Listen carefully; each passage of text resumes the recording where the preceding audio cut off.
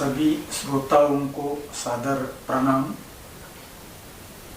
व्यास जी के शिष्य हर दिन जंगल में समीदा लाने के लिए, फूल पुष्प लाने के लिए जाते रहते थे।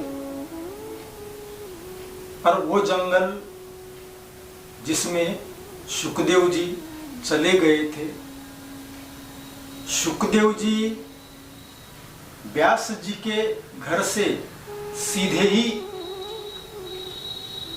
जब वन की ओर, जंगल की ओर चले गए तो व्यास जी सोचने लगे कि अब शुकदेव को किस उपाय से घर तक लाया जाए। इसलिए उनके जो शिष्य समीदा फूल पुष्प लाने के लिए वन में जाते थे, उनको 2 श्लोक कहने के लिए व्यास जी ने बताए थे। वो दोनों श्लोक उनके शिष्यों ने समीदा लाने के समय जब वन में गए थे तो वन में बोले। और वो श्लोक सुनते ही शुकदेव जी जैसे मुनि की भी समाधि टूट गई और वो श्लोक जहां से उनका आवाज आता था तो वो आवाज की दिशा से शुकदेव मुनि वो व्यास जी के शिष्यों के पास में आए और शुकदेव जी ने उनको पूछा कि यह श्लोक आपको किसने पढ़ाया है? तो शिष्य बोले, हमारे गुरु जी ने। ये तो सिर्फ 2 ही श्लोक है, ऐसे 18,000 श्लोक है उनके पास में। तो शुकदेव जी बोले, मुझे भी यह श्लोक सीखने हैं। और वो शिष्य इतनी ही संधि देख रहे थे और शुकदेव जी को साथ में लेकर व्यास जी के पास में गए। व्यास जी ने उनको यानी शुकदेव जी को 18,000 श्लोकों का श्रीमद् भागवत महापुराण सुनाया। और शुकदेव महाराज जी पूरे ज्ञानार्जन उन्होंने कर लिए और वही भागवत पुराण की कथा बाद में परीक्षित के कल्याण के लिए शुकदेव जी ने उनको सुनाई। और जो शुकदेव जी ने परीक्षित को कथा सुनाई थी, जगत कल्याण के लिए परीक्षित को माध्यम बनाकर और उसी कथा का लाभ जगत के सभी लोग ले रहे हैं और उसी कथा का लाभ हमें और आपको यानी मिल रहा है। यह कथा सचमुच में हमारा जीवन बदल देती है।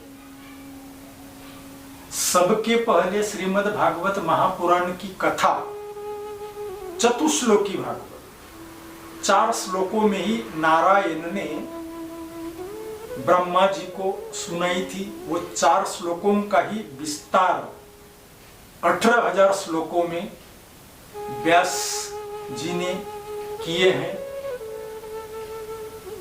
चतुश्लोकी भागवत में का एक है श्लोक,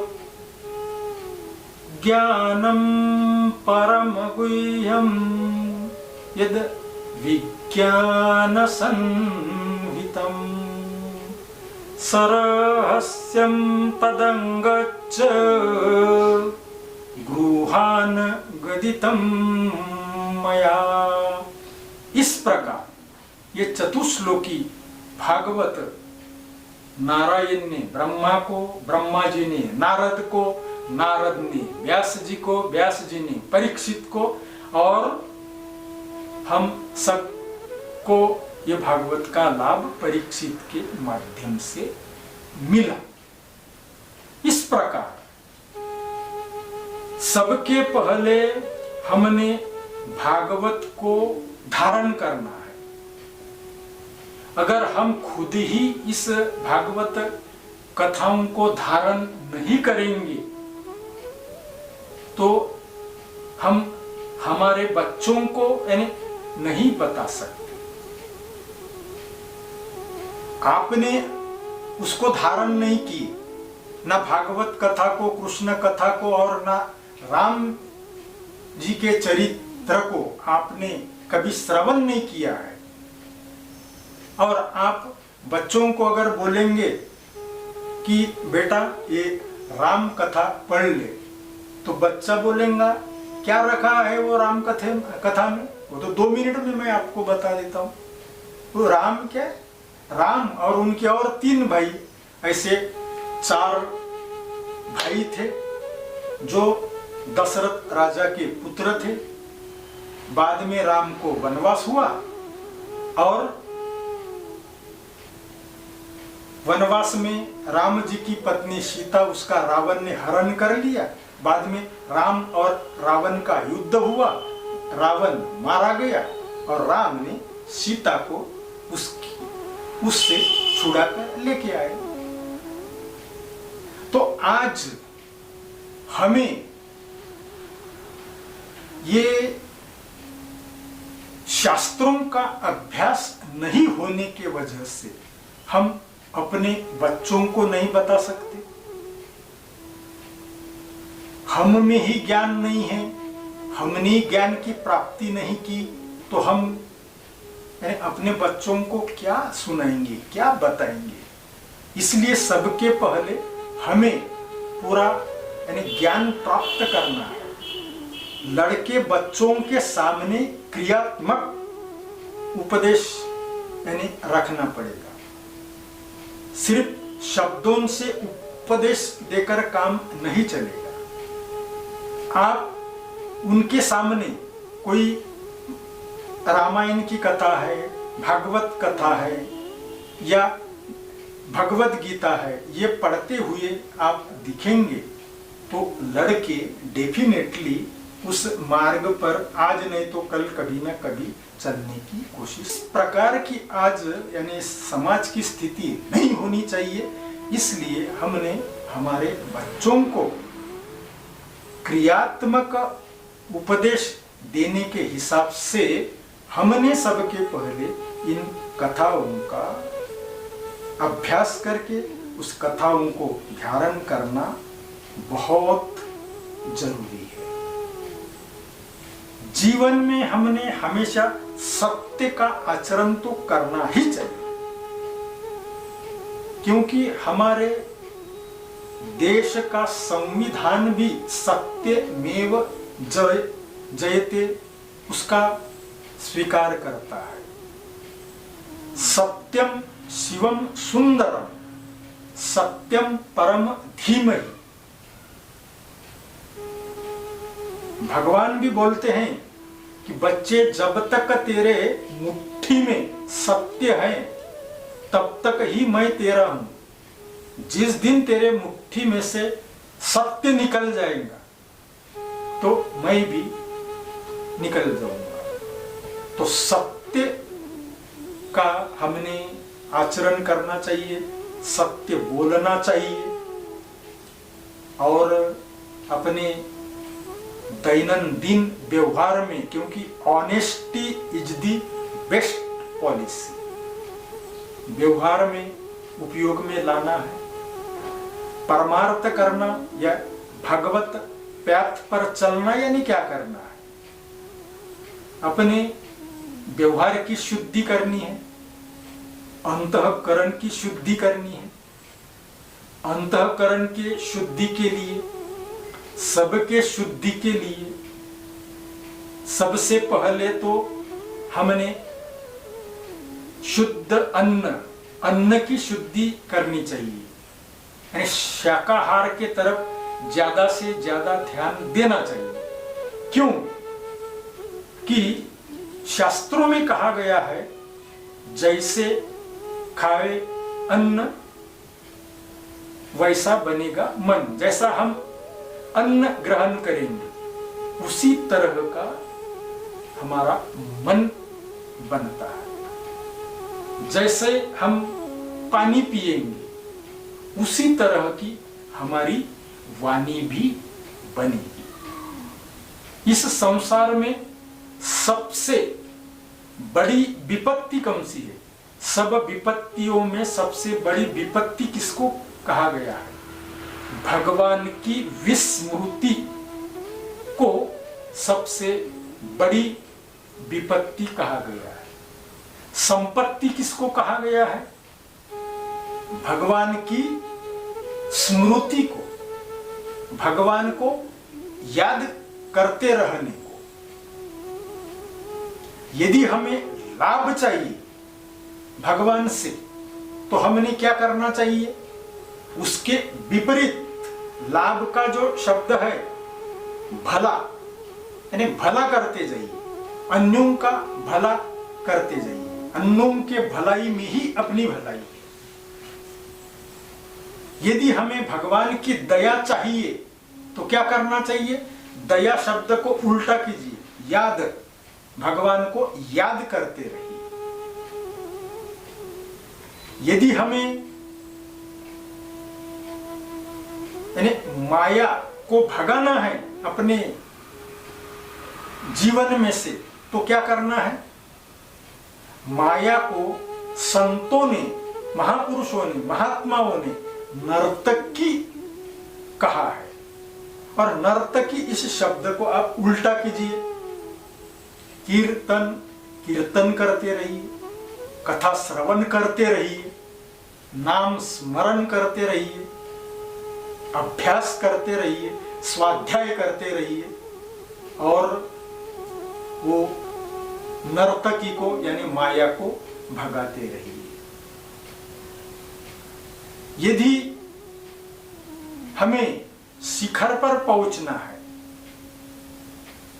तो प्रवाह के दिशा में हमको नहीं जाना है। प्रवाह के दिशा में मान लीजिए एक आधी नदी बहते बहते बहते बहते बहते बहते वो समुद्र को, सागर को मिल जाती है। यानी प्रवाह के दिशा से अगर हम जाएंगे तो पानी में जाएंगे, लेकिन प्रवाह के विरुद्ध अगर चले, प्रवाह यानी धारा, ये धारा को विरुद्ध कीजिए। धारा को विरुद्ध करने से धारा को विरुद्ध करने से राधा, और प्रवाह के विरुद्ध अगर हम चलेंगे तो सीधे शिखर तक पहुंच जाते हैं। यानी प्रवाह के विपरीत चलना यानी राधा बनना, और जहां राधा है वहां भगवान है। तो इस प्रकार हमने ध्यान देकर अपना काम जारी रखने का, साधना शुरू रखने की। साधना तो दो तीन चीजें मांगती है। एक तो हम में उत्साह भी चाहिए, निरंतरता भी चाहिए और दीर्घकालिकता भी चाहिए। आदमी भी तीन प्रकार के होते हैं। एक सिर्फ बोलने वाला, यानी जैसे गुलाब का फूल होता है, वो सिर्फ खिलता है, यानी सिर्फ बोलता है। फिर आम है, आम का पेड़, आम को फूल भी आता है और फल भी लगते हैं। यानी कुछ लोग बोलते भी हैं और करते भी हैं। और तीसरा आदमी का प्रकार है, तीसरा वृक्ष है फनस का। फनस को कोई फूल वगैरह नहीं लगता, डायरेक्ट फल ही लगता है, यानी सिर्फ करते रहते हैं। तो ये 3 प्रकार के लोग हैं। एक है सिर्फ बोलने वाला, एक है बोलना और करना दोनों रोल करने वाला, और तीसरा है सिर्फ करते रहता है, बोलता कुछ नहीं। इस प्रकार हमने अपना मार्ग क्रमण करते रहना है। सत्य का आचरण करने से एक चोर आदमी का प्रवास चोर से लेकर तो राजा तक हुआ है। एक नगर में एक चोर रहता था, वो कभी चोरी करते हुए पकड़ा नहीं गया। सब चोरों को पकड़ लिए थे राजा ने, लेकिन वो नहीं पकड़ा गया था।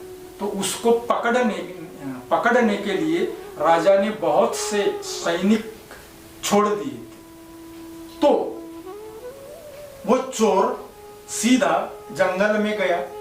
जंगल में उसे एक साधु की कुटिया दिखी और वो साधु के कुटिया में गया। साधु को विनती की कि मेरे पीछे सैनिक लगे हुए हैं, आप कृपया यानी बता दीजिए। वो आएंगे और पूछेंगे कि कोई यहाँ आया था क्या, तो आप सीधा कोई नहीं आया था ऐसे आप बोल दीजिए करके वो चोर ने वो संत को बताया। संत ने बताया कि तू चिंता मत कर, तेरी रक्षा करना मेरी जिम्मेदारी।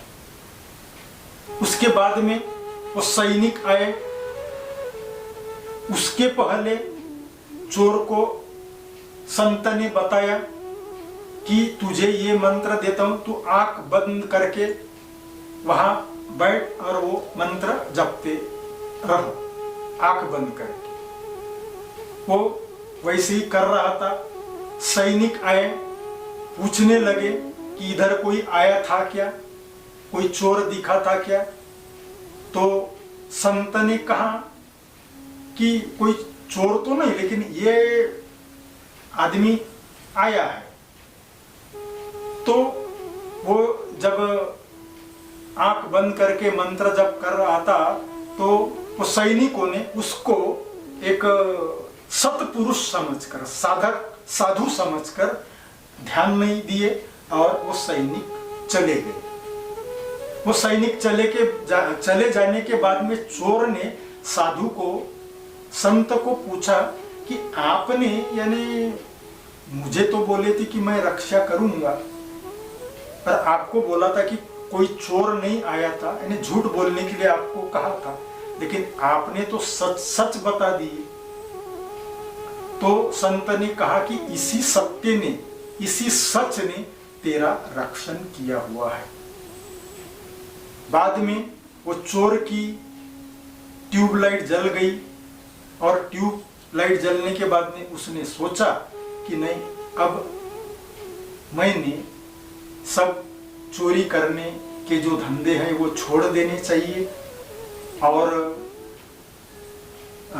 संत से एखादा मंत्र वगैरह लेकर अपना यानी जीवन बिताना चाहिए। तो संत को पूछा कि मेरे को कोई मंत्र दीजिए। तो संत ने बोला कि तुझे दूसरा कोई लिखित मंत्र की जरूरत नहीं है, तू सिर्फ सत्य का आचरण करने का, बस यही तेरे लिए मंत्र है। बाद में पूछा कि मेरे को चोरी छोड़नी पड़ेगी, तो चोरी वोरी छोड़ने की कोई जरूरत नहीं, लेकिन कहीं से भी चोरी करके लाएगा और मान लीजिए कि 2-3 चोर लोग हैं आप लोग, तो ईमानदारी से यानी सच्चाई से उसका बंटवारा करने का, तो सत्य का आचरण करने का मंत्र उसको दे दिया। वो चोर ने एक दिन राजा का ही घोड़ा चोर के ला लिया। राजा का घोड़ा चोर के लाने के बाद में सैनिक घोड़े को ढूंढने लगे, तो वो घोड़ा ये चोर के घर में दिखा। वो सब आए, पूछने लगे कि ये घोड़ा किसने चुराया। तो सत्य आचरण का मंत्र जिसने लिया था, जिस चोर ने लिया था, उसने बताया कि ये मैंने चोर के लाया, नहीं सच सच बोले, नहीं तो तेरे को मृत्यु दंड दिया जाएगा। नहीं बोले ये मैंने ही चोर के लाया, यानी उसने सत्य को नहीं छोड़ा। बाद में राजा आया और राजा ने उसके सच बोलने के प्रभाव से, यानी उसके धैर्य धारण करने के प्रभाव से, वो राजा को ये फील हुआ कि इतना सच तो मैं भी आज तक मेरे जीवन में नहीं बोला हूं, मैंने भी बहुत बार झूठ मूठ बोला है। तो इसने सत्य का, ईमानदारी का, ऑनेस्टी का पालन किया हुआ है, तो अपने सर पर का मुकुट उसके सर पर रख दिया। कहने का मतलब सत्य के आचरण से हम बहुत यानी कामयाबी हासिल कर सकते हैं, या सत्य से सत्य नारायण भगवान में भी मिल जाते हैं, उसमें आगे चलकर विलीन हो जाते हैं। तो सत्य का आचरण बहुत जरूरी है और करना भी चाहिए। भागवत महापुराण में भी सत्य की ही चर्चा है। पहला ही श्लोक सत इस शब्द से ही शुरू हुआ है, सच्चिदानंद रूपाय। तो सत्य धारण करना है और अपने ध्येय तक, मंजिल तक पहुंचना है।